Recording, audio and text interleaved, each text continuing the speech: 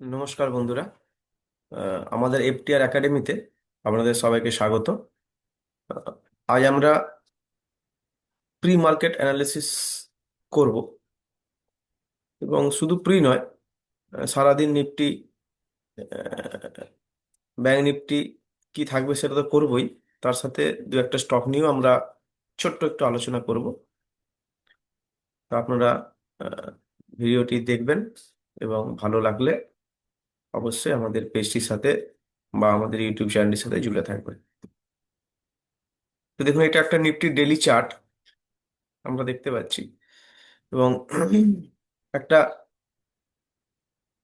Down trend চলার পর কিছুদিন যাবত, কিছু দিন নয়, কিছু মাস যাবত একটা ডাউন ট্রেন্ড চলার পরে একটা বটম থেকে নিফটি আবার ওপরের দিকে যাচ্ছে। এবারে এই যে ট্রেন্ডটা শুরু হয়েছে একটা উপরের দিকে যাত্রার, সেটা আমার কন্টিনিউ থাকবে কি কন্টিনিউ থাকবে না, সেটার যেমন একটা প্রসেস হয় বা থিওরি হয়, তেমনি আবার ডেলিতে মার্কেট কি হবে, আজকে পড়বে না উঠবে, প্রাইস অ্যাকশন কি হবে, বা প্রাইস অ্যাকশন অনুযায়ী কি হতে পারে, সেটারও একটা থিওরি।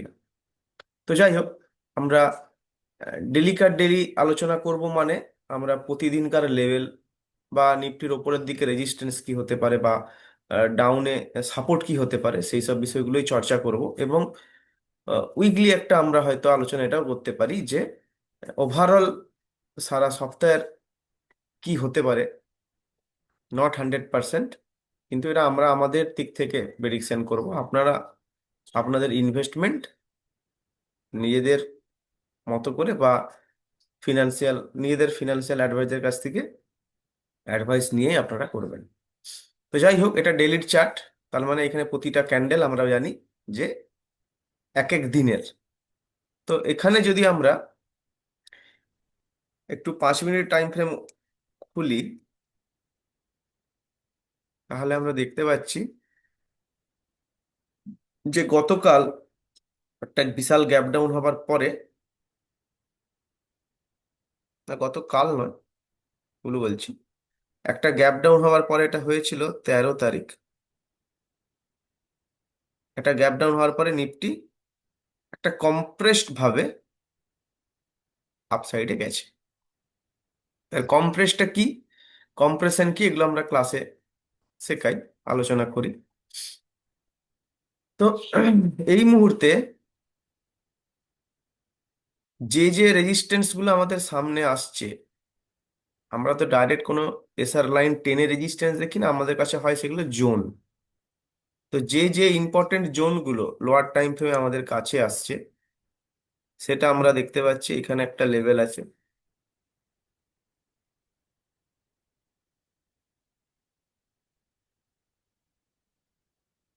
এই একটা লেভেল, এটা একটা ছোট্ট সাপ্লাই জোন হতে পারে। এছাড়া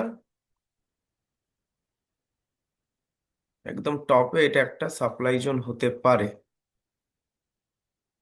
এগুলো জাস্ট আমরা এখন জোন মার্কিং দেখে টার্গেট দেখছি, টার্গেট নয় মানে লেভেলগুলো দেখছি যে কোথা থেকে রিয়েক্ট করতে পারে চার্ট ওয়াইজ। মানে আমি আমার নিজস্ব কোনো মতামত কিন্তু দিচ্ছি না, এটা জাস্ট একটা চার্ট ওয়াইজ আমি মতামতটা দিচ্ছি, যে কিছু নাম্বার বা কিছু ইয়ে দেখে আমি সেটা দিচ্ছি না।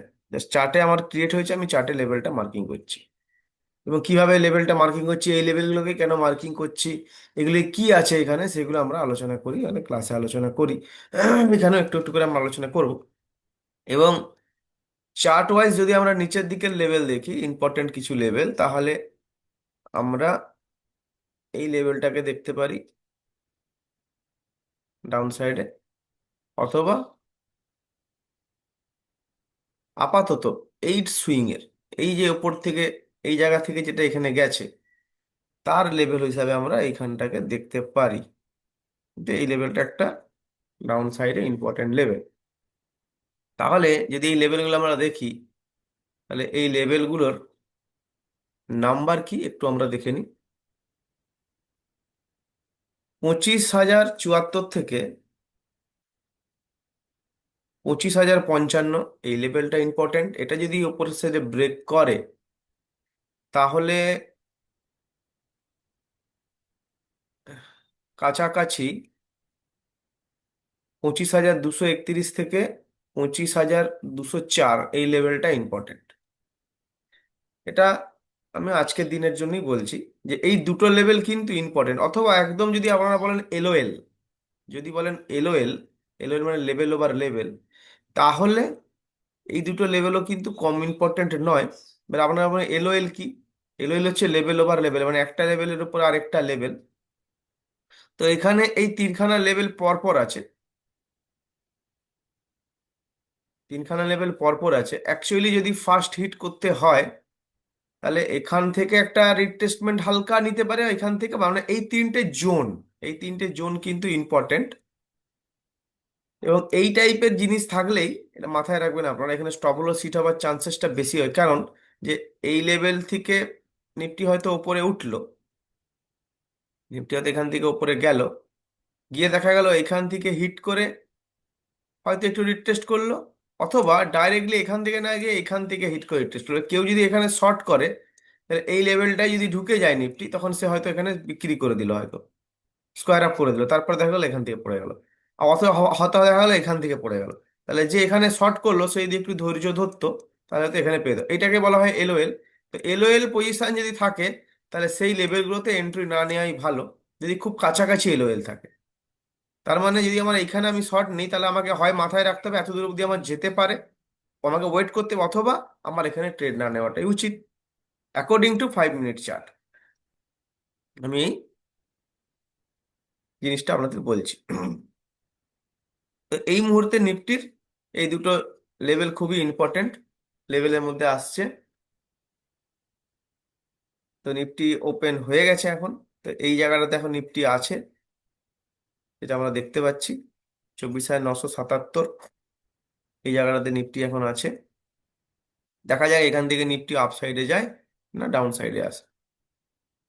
এবং কিছু স্টক, যেমন ধরুন আমি গতকাল আলোচনার জন্য গ্রুপে দিয়েছিলাম যে স্টকগুলো ফোকাস রাখুন আপনারা, বাই সেল হোল্ড কোনো রেকমেন্ডেশন আমি দিইনি, দেখতে বলেছিলাম।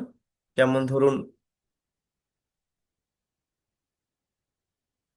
হিন্দ কপার, হিন্দুস্তান কপার, এই স্টকটা যখন এইসব লেভেলে ছিল, মানে 248 48 এইসব লেভেলগুলো, না কালকের লেভেলটা দেখি আমি আগে, কালকে কোন জায়গাতে ছিল, ডেলি চার্টে চলে যাই আগে আমরা। এটা ডেলি চার্ট, কালকের লেভেলটা ছিল আমার, এই দিয়ে মার্কিং করি আমি, কালকে ডেলির ক্যান্ডেল এটা, আর আমার এটা, এটা কালকে সারাদিনের আমার মুভ। তাহলে আমি যদি এবার লোয়ার টাইম ফ্রেমে যাই, 5 মিনিটে যাই, তাহলে আমরা দেখতে পাচ্ছি যে কালকে সারাদিনের মুভ হয়েছে এটা, ঠিক আছে। তো একদম যখন নিচে ছিল, এই লেভেলগুলোতে ছিল, ধরুন এই 248 এরকম জায়গাটা যখন ছিল, তখন আমি ফোকাস করতে বলেছিলাম, গ্রুপে দিয়েছিলাম। তারপরে দেখুন 263 অব্দি কালকে গেছে in copper.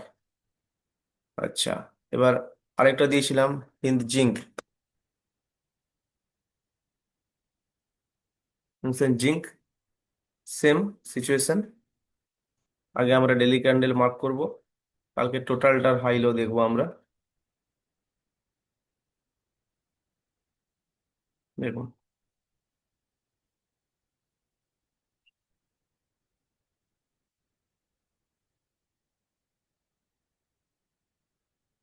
Daily candle mark হলো,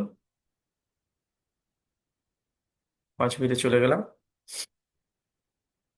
দেখুন এখান থেকে যখন পড়ছিল তারপরে এই সব জায়গাগুলোতে 504 এই লেভেলটা দিয়েছিলাম, তারপরে হাই করেছে 513। তার মানে এটা একটা ইন্টারডেতে কিন্তু একটা ভালো প্রফিট কাল কিন্তু মুভমেন্ট হিন্দ হিন্দ জিঙ্ক কিন্তু দিয়েছে। তারপর আরেকটা দিয়েছিলাম সাইন্ট,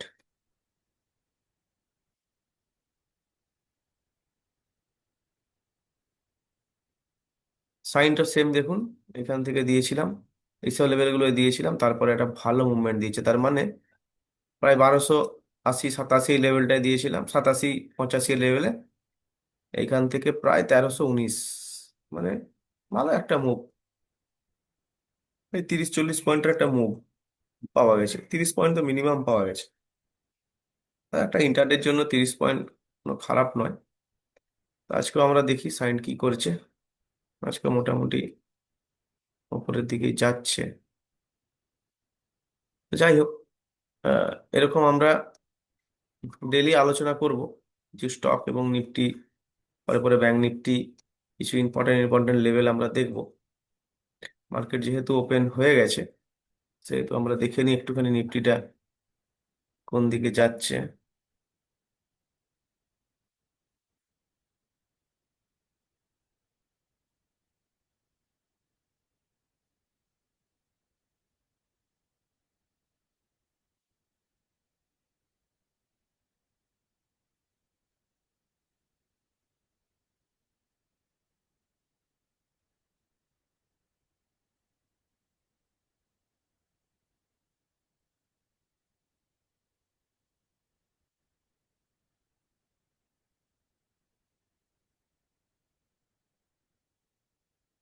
এখানে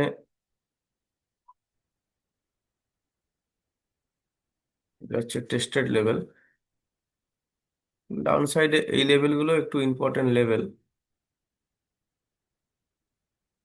মোটামুটি ইম্পর্টেন্ট লেভেল। একটা এই দুটো এলো এলো আছে এখানে।